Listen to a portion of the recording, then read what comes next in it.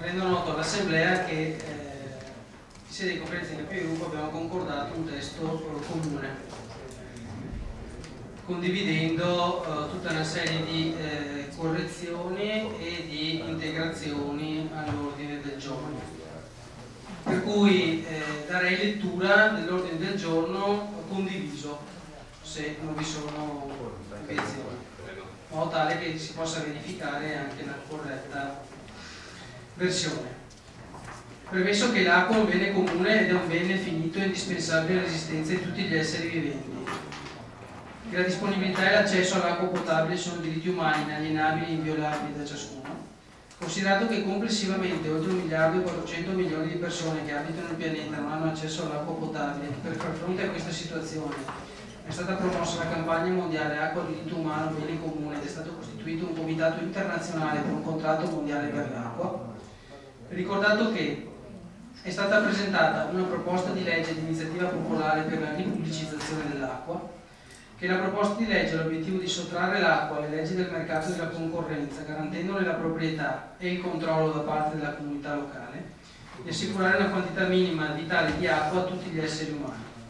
Visto che con l'approvazione dell'articolo 15 di DL 135 del 2009 viene avviata una privatizzazione del servizio, il Consiglio Comunale di Ponzano Veneto si impegna: 1. A riconoscere in ogni sede il diritto all'acqua, ossia l'accesso all'acqua come diritto universale, indivisibile, inalienabile, e lo status dell'acqua come bene pubblico comune.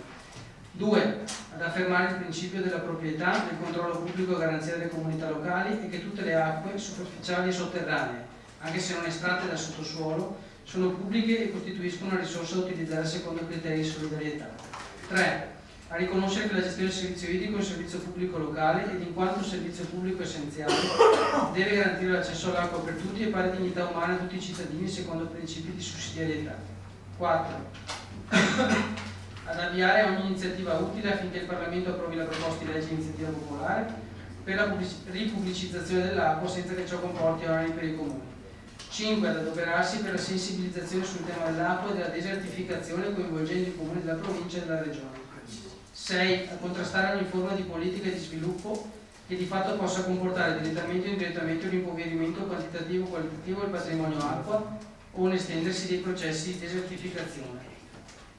7. A promuovere nel proprio territorio una cultura di salvaguardia delle risorse idriche attraverso le seguenti azioni: utilizzare, proteggere, conoscere e promuovere l'acqua come bene comune pubblico nel rispetto dei principi fondamentali della sostenibilità integrale, ambientale, economica, politica ed istituzionale, e del principio che l'uso dell'acqua per consumo umano è prioritario rispetto agli altri usi, legge Galli, articolo 2. Informare i cittadini sui temi dell'acqua sul nostro territorio sia dal punto di vista ambientale che gestionale. Promuovere l'uso dell'acqua dell'acquedotto per uso idropotabile, a cominciare dagli uffici e dalle strutture delle mense scolastiche.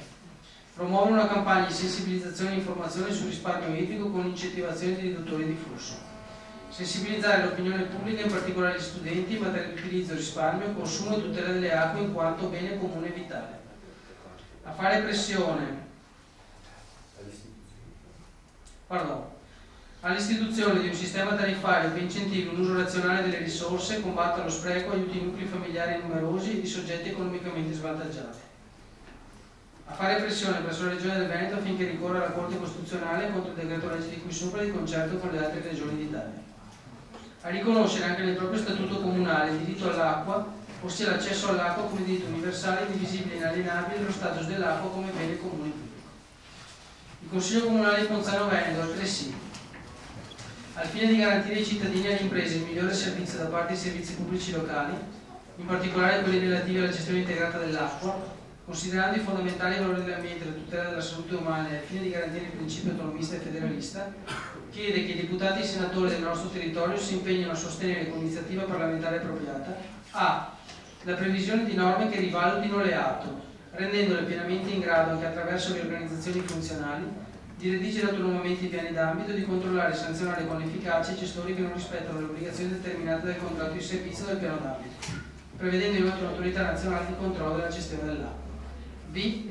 La modifica dell'articolo 15 del decreto legislativo 135/2009 al comma 1 lettera B capoverso 3, dopo le parole in deroga alle modalità di affidamento ordinario di cui al comma 2 aggiungere la seguente dicitura: per le gestioni efficaci ed efficienti sulla base di criteri di indicatori definiti con il regolamento di cui al comma 10 e alla fine del comma 1 del 3 verso 3 sono comunque considerate efficaci ed efficienti le gestioni che abbiano raggiunto anticipatamente gli obiettivi della normativa di settore con tariffe pubbliche inferiori a quelle medie pubblicate dalle agenzie statali istituite per la raccolta dati del singolo settore. Il sostegno affinché i comuni non siano espropriati dall'autorità di controllo e di regolazione dei servizi pubblici locali. La preservazione del valore delle aziende modificando termini, tempi e percentuali di cessioni privati. L'attuazione concreta della legge che contempla il coinvolgimento dei portatori di interesse nel monitoraggio e controllo della qualità dei servizi. Infine il Consiglio Comunale si impegna ad inviare il presente ordine del giorno al Presidente della Repubblica, al Presidente del Consiglio, ai parlamentari della Provincia di Treviso, al Presidente dei gruppi consigliari della Regione Veneto, al Presidente dei gruppi consigliari della Provincia, all'Atto Veneto Orientale, all'ATS e tutti i comuni della Marca Trevigiana. Corretto? Grazie consigliere. Quindi è stato condiviso questo senso da aggiungere. Allora a questo punto pongo direttamente in votazione.